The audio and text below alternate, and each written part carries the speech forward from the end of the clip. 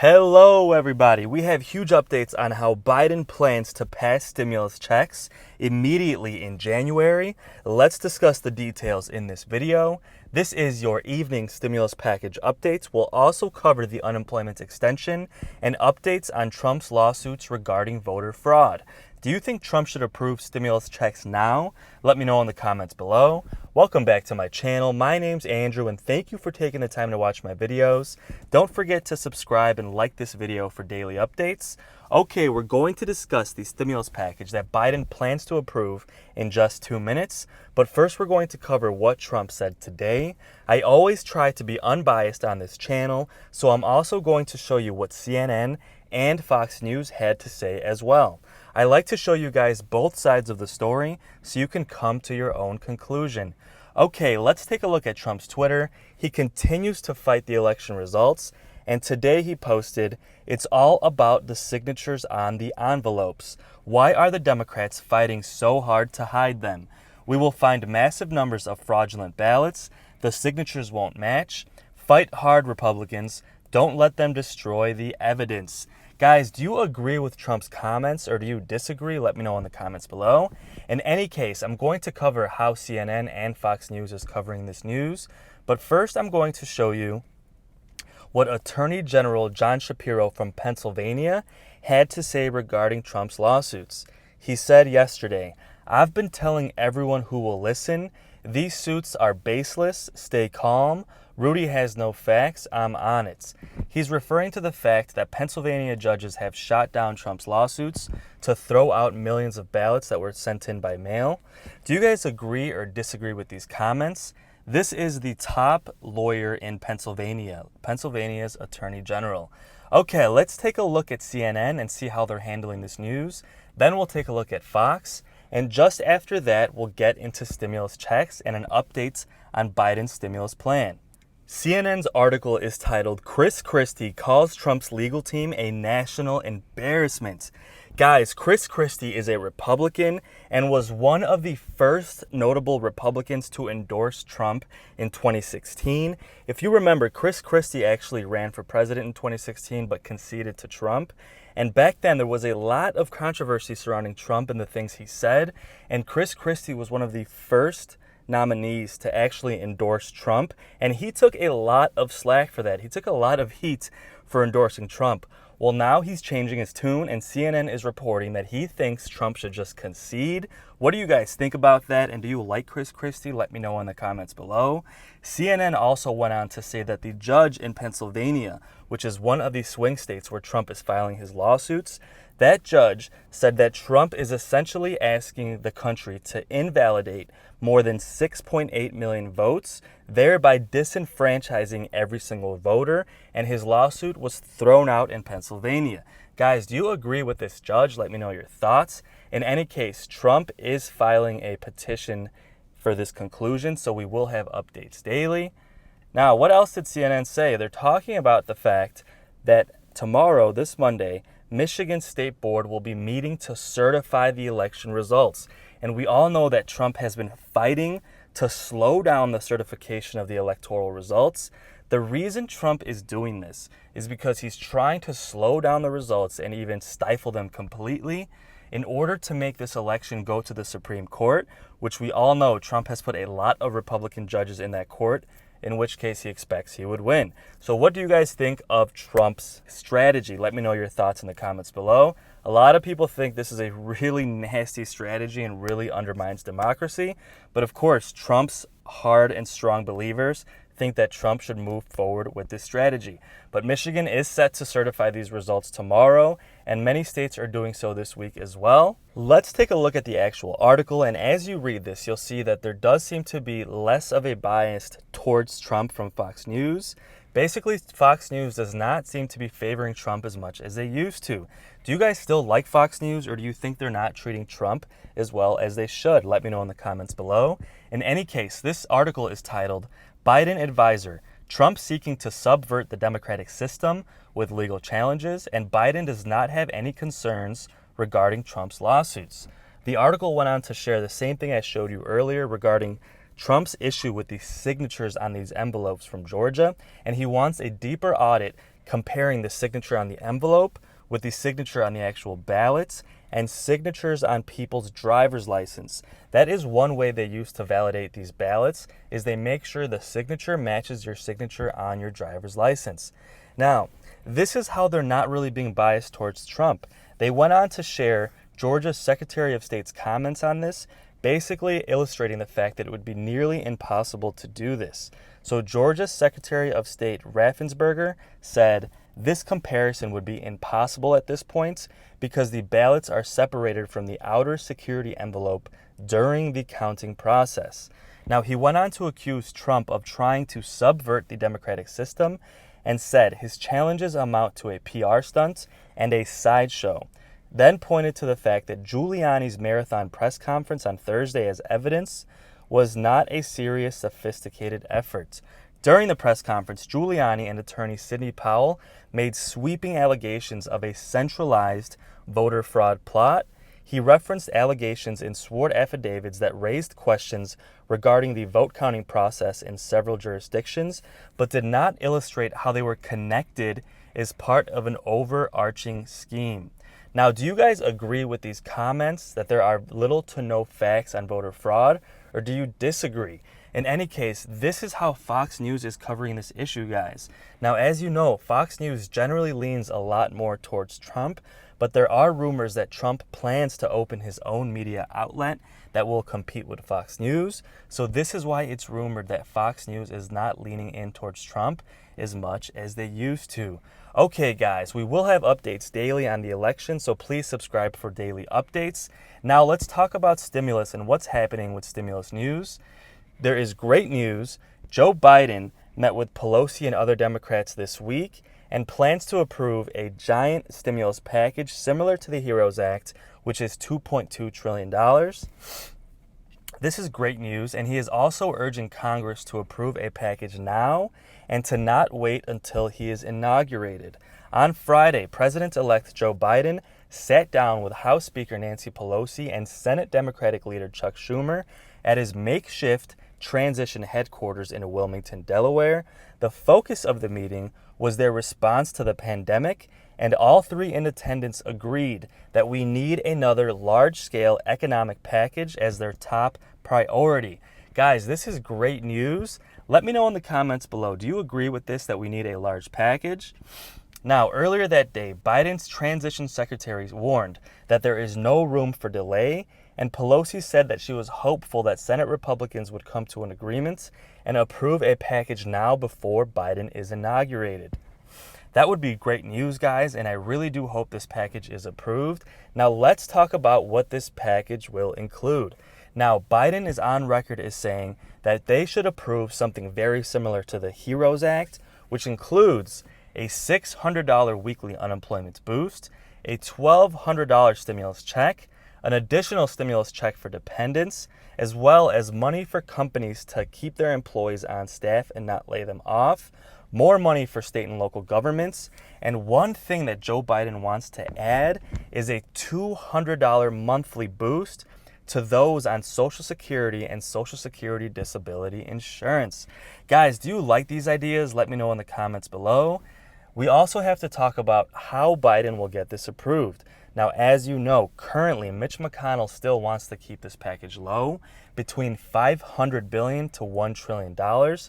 There has been speculation that Joe Biden has a history of making deals with Mitch McConnell and would be able to convince him to approve a larger package. Now, will that actually come to fruition? We'll have to wait and see, but don't forget to subscribe for daily updates. As far as what he could do without compromising with McConnell, there is a chance that Biden could pass a large package despite the fact that McConnell could obstruct his path. Now, how would he do this? How could Biden get this done? Now, there is something called a budget reconciliation. Now, guys, we're all familiar with politics. Democrats and Republicans, they always find ways to circumvent each other and get things done without the approval of the other side. And currently, the Senate is run by Republicans and the House of Representatives is run by Democrats. If that stays that way, they will need to compromise to come to a deal. However, Democrats do have a chance to take control of the Senate. There are 2 elections left in Georgia. If Democrats win both of these, they will lead to a 50-50 split in the Senate, and Kamala Harris, the vice president, would be the tiebreaker. So the scenario I'm about to give you guys would only work if Democrats win both Senate seats in Georgia this January, which would lead to a 50-50 split, and Kamala being the tiebreaker. Now, what is this method they could use? Now, this is called budget reconciliation process, and I know this sounds like another scheme that one party uses to get around the other, and this is exactly what it is. Now, both Democrats and Republicans have used this in the past to approve things that they need done. Bush used this to lower taxes, and other things have been done as well throughout the years. Now, what exactly is this, okay? This is essentially something the president and the Senate can do to reallocate money of the budget and put it where needs be. So think about the executive order that Trump used to create the $300 weekly unemployment boost, basically reallocating money from FEMA and using that for unemployment. It's essentially the same thing. Bottom line, it's a similar process. So Congress sets the annual budget. They say these are our costs, this is our revenue and how we're going to bring in money, and these are our costs and the money that's going to go out.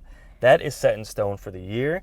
Now, Congress does have a process called budget reconciliation, which allows the presidents and the Senate to reallocate some of this money. Now, there is a catch. The catch here is that at the end of that reconciliation, there cannot be a net change in the budget. So if Biden chooses to spend more money, for instance, on unemployment, if he says, okay, we're going to reallocate $100 billion and create a weekly unemployment boost for 6 months, if he does that, that's going to increase the cost. So he has to increase revenue elsewhere. Now, Biden would do this by increasing taxes on the wealthy. Now, do you guys agree with that? Do you think Biden should increase taxes on the wealthy in order to help others with an unemployment boost and stimulus checks and things of that nature? Let me know in the comments below. But just to be clear, in order to do this, Biden would need the Senate to approve this with at least a 51 vote to 50 votes to get this approved. If the Republicans control the Senate, he would have to get at least 3 or 4 Republicans to flip and approve this budget reconciliation. Otherwise, he needs Democrats to win both seats in Georgia to do this without Republicans completely. Okay? So I just explained to you what budget reconciliation is. Now let me do a quick overview on Joe Biden's plan to raise taxes on corporations and the rich. And once I'm done explaining this to you, let me know, do you agree or do you disagree with this plan? So Joe Biden's plan essentially is very similar to what all Democrats want to do. Bottom line, they want to raise taxes on the wealthy and raise taxes on corporations and investments like stocks in order to then funnel that money to increase Social Security. So people on Social Security would get more help, increase unemployment, those unemployed would get more help, and things of that nature. Now, there are 10 tax increases that Joe Biden specifically wants to increase. Now, let's take a look at them, and then I'll go deeper into detail. His biggest one is tax capital gains as normal income. Now, capital gains is when you have a stock, some form of asset, a stock, a bond, some form of real estate. Now, when that increases in value and you sell it, that profit is called a capital gain. Now, normally, you pay much less in taxes. People pay between 15 to 25% in taxes on those investment gains, which is much lower than the average taxes paid on income. The average wealthy person pays between 40 and 50% in taxes. This would increase that tax rate to that. What do you guys think about that? Let me know in the comments below. He also wants to raise the corporate tax rate to 28%. Currently, Trump has it at 21%, and Obama had it at 35%. So this would be a little bit of a middle ground. So let's be clear here. Biden is a Democrat, but he is considered a moderate Democrat. He is not an extreme liberal. He is not a socialist. And most of these tax plans, for the most part, are considered a moderate Democratic tax plan, okay? But let me know your thoughts in the comments below. Do you agree with these so far, or do you disagree? So he also wants to end the stepped up tax basis rule. What exactly is that? That has to do with inheritance of wealth. So let's say your father passes away and gives you $10 million in stocks and real estate. And let's say when he purchased those originally 30 years ago, he only paid $5 million. So the profit there is $5 million in appreciation of those assets. Now, normally, if that person sold, they would have to pay taxes on that $5 million profit. But if that is inherited by his children, they have to pay zero taxes on that $5 million profit. Now, Biden wants to end this and create some form of tax. It's unclear how much it would be taxed. Again, let me know in the comments below if you agree or disagree with this plan.